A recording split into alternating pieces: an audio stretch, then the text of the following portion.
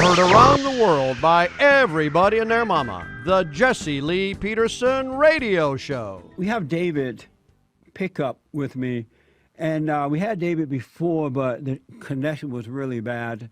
And I believe it was right after the U.S. Supreme Court made the decision that same-sex marriage is permitted in all states.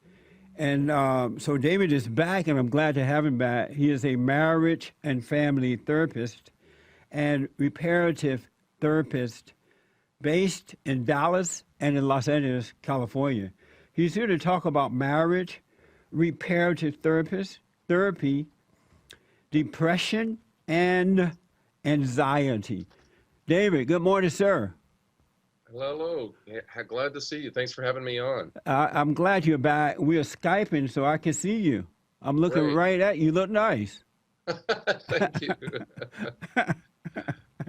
David, tell the folks what reparative therapy is. What is reparative therapy? I'm happy to. This is a great first question because so many people have been hoodwinked by the major media telling people that it's electroshock therapy and shaming and forcing people to do this or that, something medieval. What authentic reparative therapy is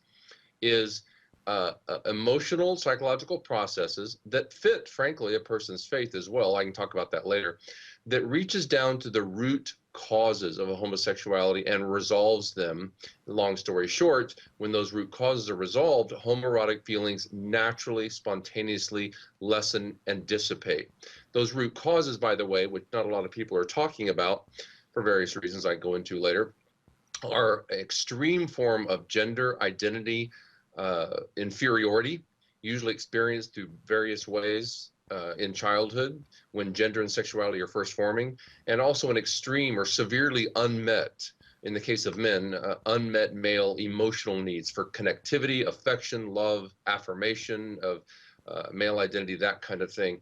When those male needs aren't met, they seek out automatically maleness. And so if those, in computer language, so to speak, if those needs aren't met, that male programming seeks however it can to be fulfilled. And that's when the objectification of masculinity becomes present in a guy, and he will turn into an object masculinity. And as everyone knows, I think, anything that becomes an object can be objectified and sexualized. And that's exactly what happens in puberty. So reparative therapy helps a boy, man, to rectify these causes, leads to high self-esteem, lower depression and anxiety, a sense of strong, powerful, God-given security in his own male identity. And again, as I say, automatically those homoerotic feelings tend to lessen and dissipate. Do you only work with homosexuals? Does this only work on or with homosexuals? Well, do you mean that this reparative therapist can it work on straight people too? Well, yeah, with other in principle, yes. If you're talking about people with other issues, yeah, like straight people have a lot of anxiety and depression, and so does the same principles that you use to help homosexuals? Yes, can those principles be used to help heterosexual people too? That's correct. It wouldn't necessarily be called reparative therapy, but it operates on basically the same principles. For instance, I occasionally have clients who come in and they have high anxiety. They don't know what's going on. They've had trauma in their lives, but they just can't deal with it, or they're in the dark about what to go on. Well, we do the same thing. Through this emotional process work, we go below that anxiety and we reach their core self. And usually there's always some form of tragedy or let's call them hang-ups, whatever you want to call them. There's some issues there that need to be paid attention to with compassion. And we help that client wipe away any and all shame for whatever they're feeling, which not a lot of people know, by the way. But we do that, and the same thing begins to happen. They begin to heal from the inside out, if you want to put it that way. Right. How did you come up with this term reparative therapy? I'm imagining that you're in college, you're walking down the road, and it just dawned on you one day. No, not at all. I can't claim the invention of that term. Very well known Dr. Joseph Nicolosi from Los Angeles was my mentor. He created about well, the first parts of reparative therapy he created about 20, 25 years ago, and he's written the expert Bible, if you will, on reparative therapy. And he created the term. It's now so honed down to something so expert and specific that it's quite unique. It involves a lot of techniques that are accepted normal techniques called psychodynamic. It's not psychoanalytical, it's psychodynamic that does this kind of work I've just been describing. But Right.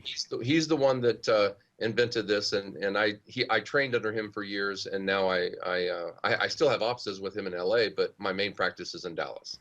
What are, give us examples of the root cause of homosexuality? Yeah, there's another root cause, by the way. I should mention this every time because it happens. I think people will consider this obvious, but I'll express it anyway. Not in every case, but in some cases, I get children or grown men who have been sexually abused as children by same-sex pedophiles. Serious issue. Yeah. Well, unfortunately, not every time, but one of the aspects of the harms to that heterosexual boy, will say, is that homosexual feelings come up in puberty because the body is reminded of those sexual experiences when they were a child. So that is another causation. Yeah. And then you asked me an example. Well, it's not just one thing and your son turns gay. I want to emphasize that to your audience. Okay. Yeah. It usually takes that's why I mentioned the word severe. It's Right. a severe situation in which one of the most well-known kinds of situations I think everybody will know about is bullying in gender issues. Like, let's say, for instance, let's say a 7-year-old boy who's not, for whatever reason, is not very well connected to his family, his same-sex peer role models like dad or brothers. Let's say there's an upset in the family or whatever. He's susceptible and sensitive to more than to what boys his own age say to him. Well, if a guy tends to be at 7, maybe a more sensitive type, sometimes everybody has stories of bullies. They really pounce on a boy like this and they shame him practically to death. Well, what happens is not only that moment that's so bullying for that child. What happens that boy is in the gender solidarity phase. He's partly in that phase at that time, and if he receives such injuries to his gender identity, being called, idiot, or he's a girl, or he's gay, and it's very pejorative and very an awful experience for him, he'll tend, the message that is left over in his mind, in his heart, is that he is defective as a man or as a boy. And if he holds on to those messages because he believes those guys, he'll grow up with a certain kind of inferiority complex. And so that may, what I was saying before, shut down his male programming from being fulfilled. And so for many cases, the only place guys can find that is masculinity, in other words, is to find it in the bodies of other men when they grow up. And that's kind of a short story of how this exactly happens, or at least one version of it. What brings on the anxiety and depression? This trauma happens, they have sex with same sex. What brings on the anxiety and depression? Yeah, why do they become? Yeah, there's many things. There can be contributing factors, such as other conditions, like we hear a lot about ADHD or ADD, as many people know it, which is in itself an anxiety disorder. It can be maybe due to other reasons. But in terms of this specific issue, what I find, which is absolutely tragic, that creates anxiety, is that often, unfortunately, a boy will have no one to talk to. Let's say he grows up for years and is embarrassed about being bullied and nobody finds out, and he just represses that and he holds on to that and he holds on to that, and it just he shoves it down and doesn't really deal with it. A lot of times anxiety is a harbinger or a red flag of deeper issues going on. So if something is not dealt with and it's repressed Anxiety tends to result because it's a sign. The body's giving a sign that something's going on that's not being dealt with. So if I'm traumatized as a human being, I'm traumatized as a kid, and because I don't deal with it with an adult, my parents or someone, it just builds up inside of me, Yep. or whomever may be traumatized, and it's the buildup that causes the anxiety. Yes, you're exactly right. That's well put. And the problem is, like you just said, the key point of that is he doesn't have anyone to talk to. So if a family grows up, I've seen this a lot of time. If a kid grows up in a family where emotions or things to talk about Yes. are not okay, in other words, if he's told to not cry, be a man, that kind of thing. If he's told that if he gets the impressions that he's not allowed to express just basic emotions like anger or sadness or anything like that, the child will learn to just repress.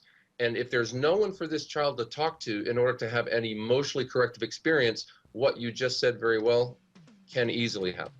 And so talking about it prevents the buildup. And when the buildup is not there, there's no reason to feel anxious about it. That's a big part of it.